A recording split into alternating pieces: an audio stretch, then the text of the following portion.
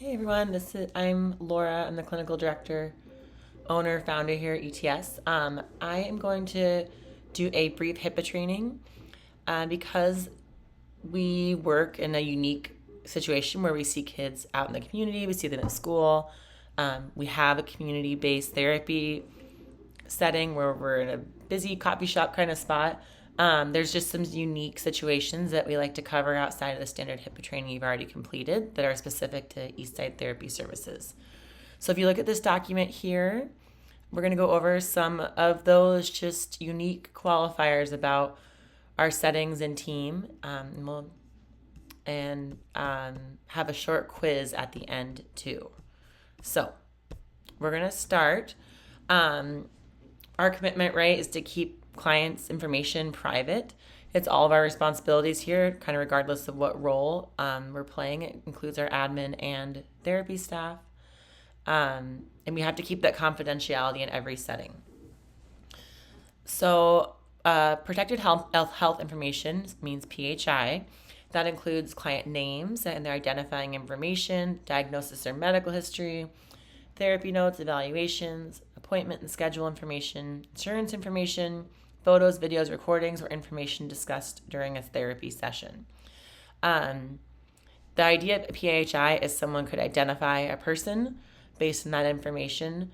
So we just have to be it could include saying a child goes to a certain school, like saying, oh, I work with a kid at this school, or I work with a kid in the frogs class at Mammoth Children's School.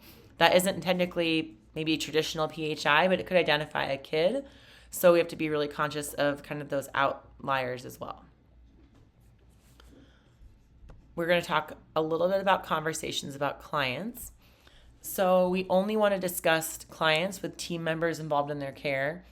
And we have a big team, and technically anyone at ETS is, able to access PHI for an ETS client. That is allowed. But we want to be mindful about we don't need to share everything with everyone. Parents really trust us. They share they share their kids with us. That's about as vulnerable as it gets. They share personal information. They share things in their family and their households. So even though they've told us, and maybe it's legally okay to tell our coworker who doesn't know this family, we just have to be conscious and thoughtful about how we would want to be treated in that role. Maybe it's not technically a HIPAA breach, but we just ask that you be thoughtful and conscientious of the role that families trust us with and how we would want to be treated if we were sharing really vulnerable personal information with a provider of ours. We want to avoid conversations in hallways, waiting rooms, parking lots, restaurants, our outside therapy center, out front, if there's a lot of people around, just thinking about what we're saying to people.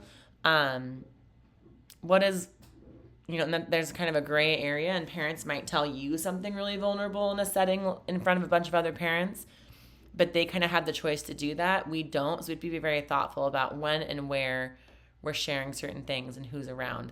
And that could even be like you're outside and you think no one's around, but there could be a parent sitting around the corner that can hear you.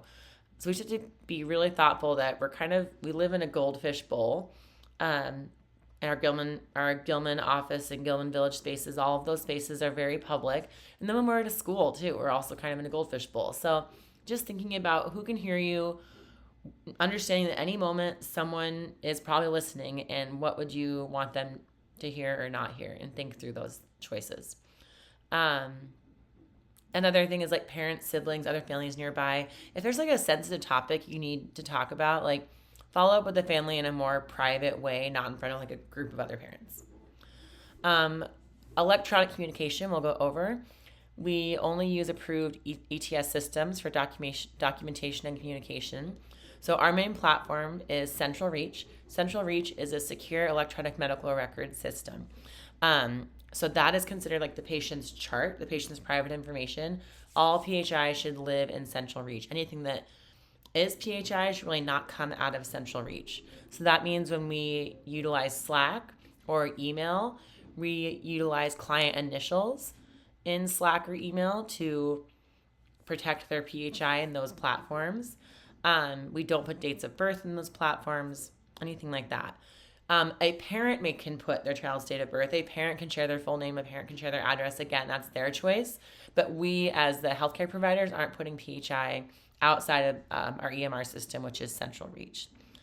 And now, technically, first names are not considered PHI. So if, like, for example, someone like me, since I'm the clinical director, I oversee many kids with some very similar or sometimes even the same initials.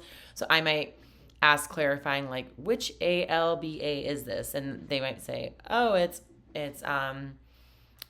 Allie. And I'm like, oh, okay, it's Allie. And so we could use a first name, but even then we wouldn't use a last name. We need to keep our passwords private, log out of our computers when they're not in use, and our or iPads or other devices. We don't want that information accessible on device when it's not right in front of us and being used by us. If there's other devices that client information is on, those should be protected too. And just thinking about when we're sharing over electronic communication, just sharing the minimum information necessary in electronic formats. I would not, let's say I'm emailing a teacher about progress report or a question they have. I might share a little bit with them over email, but I'm going to prefer to share with them something that is brief in writing and we can talk on the phone in more detail about something. We don't want to be emailing documents that include kids' date of birth or full name, things like that. If you're sharing evaluation reports, your director will show you the secure way to share those too.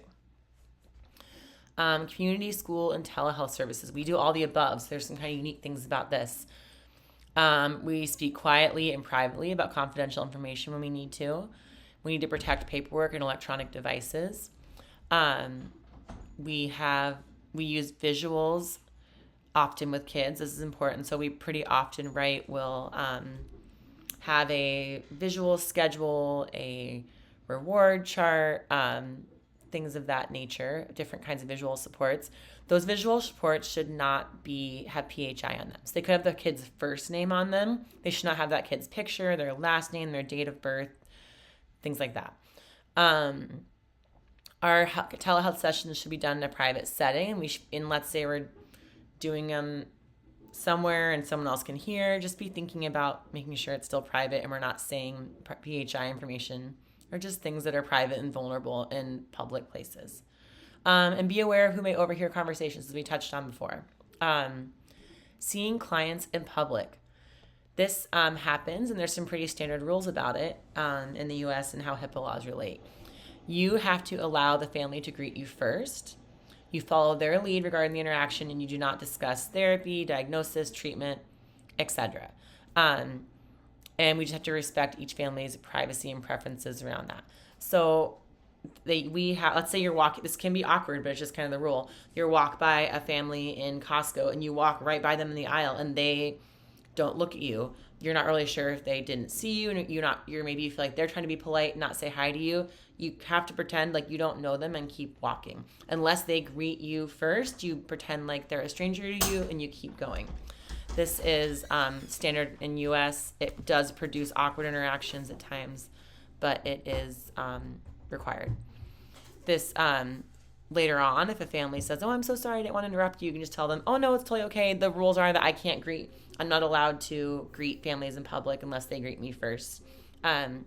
We as therapists obviously have a very open mindset about therapy, accessing therapy, all of that, and that's good. That's our role, and we're supposed to do that. For all kinds of reasons, not every family has that in every setting or every place, and that's a complex thing. So it's not really always our business to know why. They maybe don't want someone to know their kid's getting therapy or acknowledge it, or who knows. It's their choice, though, and we can kind of just respect those choices and preferences.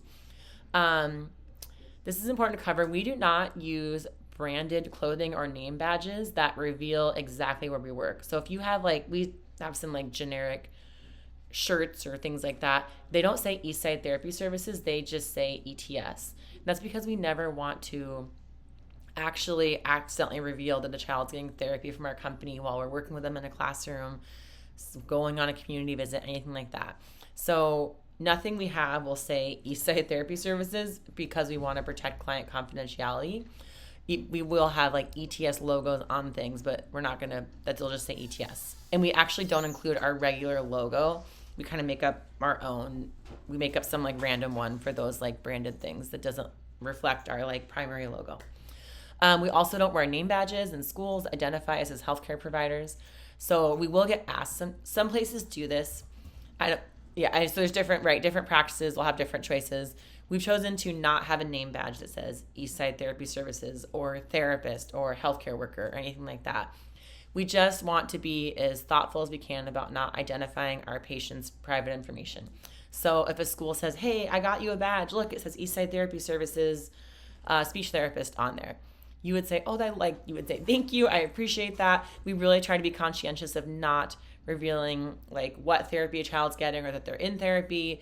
Like, if you could please make me a badge that says visitor or guest, or something, or approved visitor or something like that. So schools it happens sometimes. They try to be helpful, but we just want to protect patients' privacy. While we're talking about the school piece, it will happen when you're in classrooms, in schools, or out in the community, or maybe in front of one of the centers we have for work, that a person in the community, whether it's like a parent of another child that the child you're working with knows, or a grandparent of another kid in the classroom you're in, or who knows, they'll approach you and say, "Are you like a therapist? Does he have autism? Is that why you work with him?" And it's awkward and it's like weird, and it happens. It's happened to me a ton of times. So usually I try to assume the best intent, like they're just curious and they're trying to learn more. So I give a generic like, "Oh, I work with lots of kids at this school. Or I work with kids in schools, like, or I work for a live employer that when we all work with like kids in different school settings." And then if they're like, "Well, why do you work with him? What's going on with him?" And you would just say, "Oh, I can't actually like talk about, the individual clients I work with people that aren't their parents." And I leave it at that. Now, sometimes you'll get more pushing, more that, and you just have to make up an excuse and walk away from some people. Like, "I'm sorry, I gotta run and go do this over here." People are curious. It's natural to be curious. A lot of people are not in healthcare. They don't understand privacy rules. And in that setting, it's not really, outside of saying, "Oh, I'm not actually able to talk about the kids I work with outside of people, their parents." Some people have a hard time with social cues and they'll still keep asking. Just excuse yourself. Let's see. Social media and photography. We don't share client information online. We don't post about clients or videos. We do have a social media process where we cover clients' faces, and if there's other content that's covered separately, that's not any direct therapist role. Don't discuss client situations on social media, even without names, all that.